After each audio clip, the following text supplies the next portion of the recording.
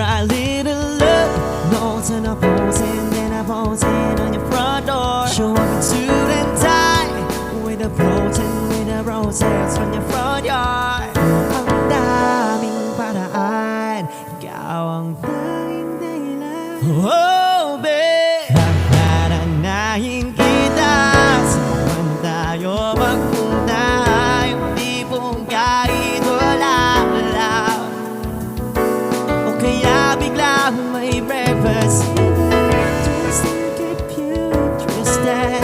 Nahaday-day, wala lang.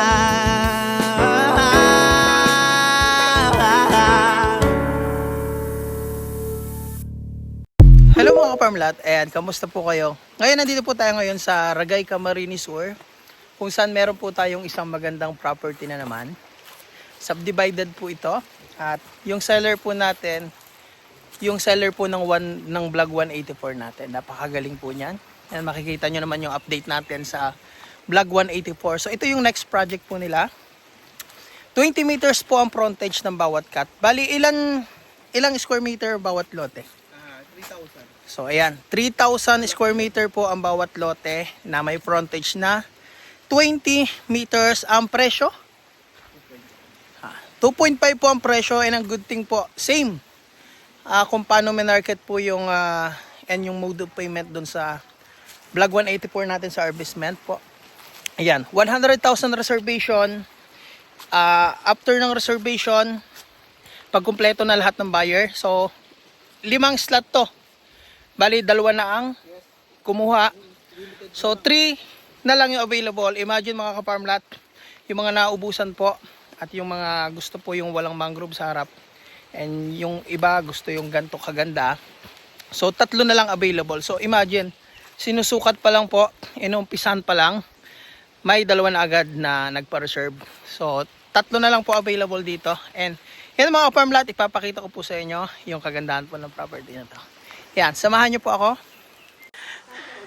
So ayan mga farmlat. So ito po yung areang, ano ba yan, mangingitim tayo. Yan, ito po yung areang already reserved na.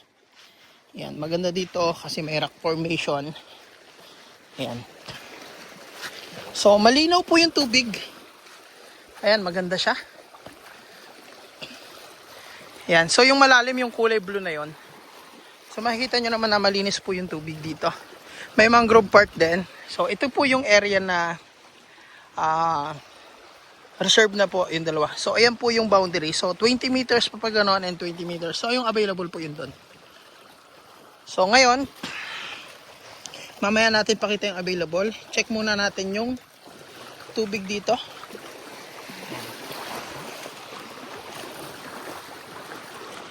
Malinaw po mga ka-farmlat. Yan.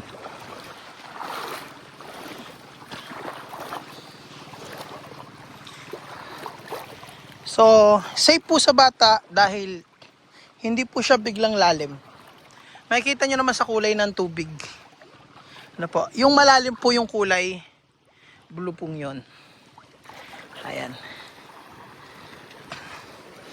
So, buhanginan po yan. Mamaya pupunta tayo doon mga ka-farmlat. So, tara. Punta tayo doon. Ayan. Bali mga ka-farmlat, yung lot 6 ay lot 5. Ito po yung lot 5. Mula po dyan hanggang dito, which is already reserved na po yan.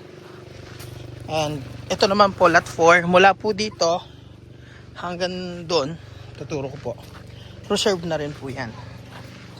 Yan po yung seller natin at si Ma'am Cora. Yan yung ating seller na nagsasubdivide. So yan, hanggang dito po yung lot 4. Lot 4 na po yung kuya. So ito mga ka-farm lot 3. Mula po dyan. May muhon na doon kuya? Hanggang doon. So ayan, makikita nyo, flat land po siya. Yan, flat ang harap na may sagingan at nyog. Mamaya natin ikutin. So hanggang buhanginan po ito mga ka-farm lot. Yan. Hanggang dito ang lot 3 natin na available pa. 20 meters ang frontage niyan. Yan. Ito po ang Nyogan tsaka Sagingan.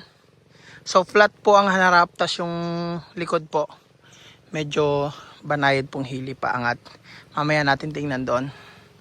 Ayan. So check natin yung harap nung lot 3. So ayan. Yan po ang buhangin dito mga ka-farm lot. Ito po ang harap ng lot 3. May mangrove po. Pero again, wala pong putik dito. Buhangin po ito.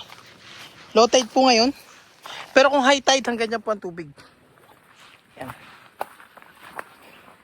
Ito po. Yan. Buhangin po yan. Tapos, may malaking mangrove dito. Yan. Yan na po yung magpuprotekta sa inyo sa alon, sa hangin. Ayan. Pero so far, may magandang ano dito. Mangrove. So, dyan po maganda pumesto kung gusto nyong maminwit. Ayan. So, dito po kayo pwedeng maligo. Pag high tide naman po, excuse po. Pag high tide mga ka-farm lot, dun pa lang pwede ka na maligo. Tsaka kung ayaw mo mainitan, dyan sa ilalim ng mga mangrove, pwede na pong maligo dito. Ayan. Pero kung low tide, gusto yung mong maligo, yan. Diyan na po. Pwede na dyan maligo. So again, safe po sa bata, hindi yan biglang lalim. Yung kulay blue doon, yung malalim pa. Ayan. So total, nandito na rin tayo. Babalik na lang muna tayo para ma-demo ko po yung lot 2 naman. So, eto naman mga ka-farm lot yung lot 2 natin. Mula dito hanggang dun sa muhon. At eto mga ka-farm lot, yan. Papaganon po ito. Yan. So, ito yung harapan niya. Nyogan na may sagingan. Ayan. Puntahan natin ang likod. Saan ba nakalagay mo? Ito. Ito yung muhon.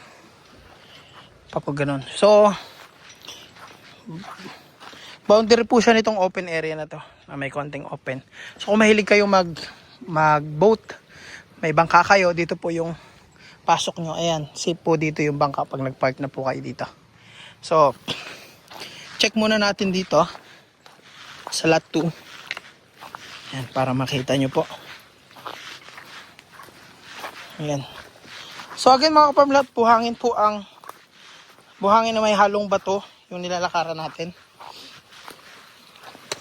Kung gusto nyong maligo, dito po kayo dadaan papunta dito sa paliguan.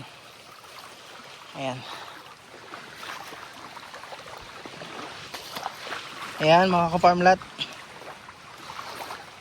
Ayan. Yan. Bali mga resort po ang karatig nito. Ayan po yung mga resort mga ka-farm lot. Ayan. Mga resort po yan. So balik tayo. Yan. Ayan yung harap. Then pupunta po tayo dun sa likod ng property.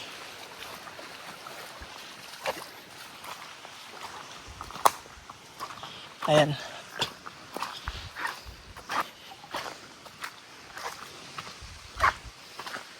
So, andito po yung dating bahay ng may-ari.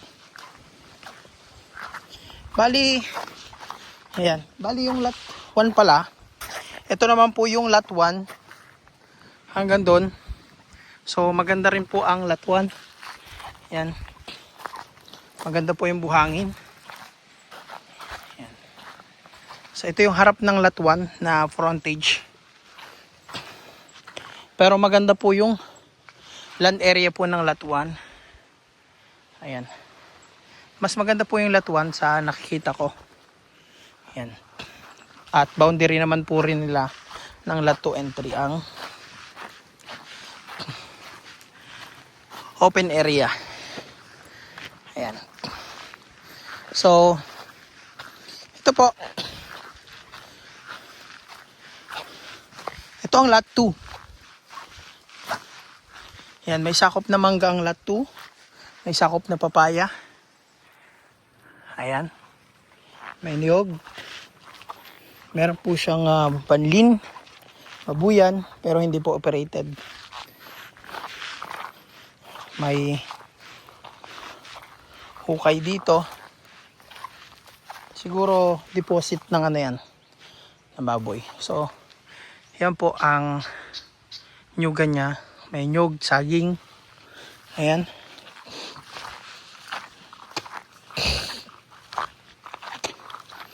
Ayan, lot 2.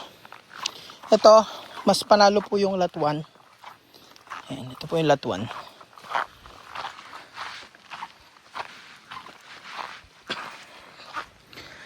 Yan.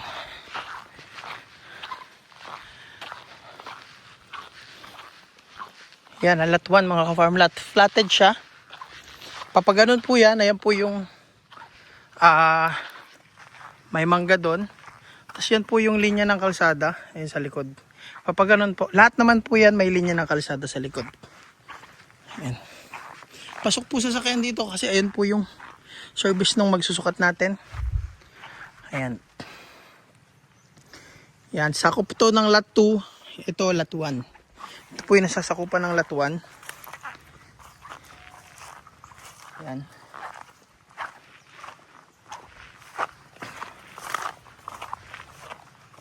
Yan, malinaw mga ka-farm lot. Lot 3, yan yung available pa. Ito yung lot 2. Ito naman po yung lot 1. Ito yung likuran. So makikita nyo, platted na banayad na hili. Paangat, papaganon. Ayan. May mga saging. So combination po ng saging niyog ang tanim dito. Ayan. Pare-pares naman po ng land structure. No, mas maganda nga lang yung lot 1. Ayan. Pero yon, maganda po yung property. Ayan. May source ng kuryente kasi bahayan po. Ayan, papaganon. Banayad lang po yung angat niya dyan. So, wala pong tambakin yung property. Ayan. So pupunta po tayo dun sa harap ng lot 1.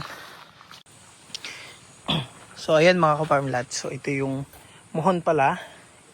Ito hindi nasakop. So ito yung muhon. Papaganon po yung property. Ayan. Ayan. So yung katugon, yun po. Ayan. Ito yung katugon ng lot 1. Ayan, maganda po yung buhangin dito.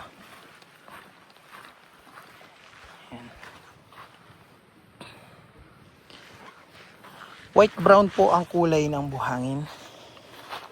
Yan po umuhon. Yun nga po yung open area dito na kung may bangka ka dito papasok. So yan. Ito yung mangrove na harap naman. Yan. So mga isa, dalawa, tatlong puno lang. Dagat na. Yan, pinakita ko naman po yun sa ano kanina, doon. So yan.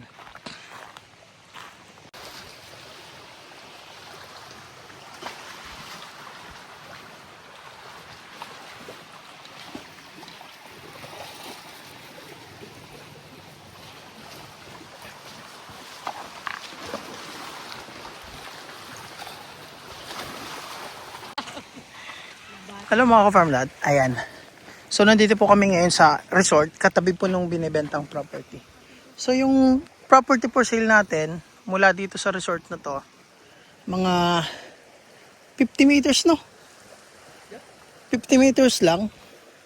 Uy, itong lupa na to, sa kanila din yan. Ah, okay. Katabi na yan, ang resort niya. Gagawin ng resort. Halos 50 meters lang mga farm lot. Property na. So katabing-katabi mismo ng resort. Kaya maganda po yung property. Ayan, may resort din doon. Ayan.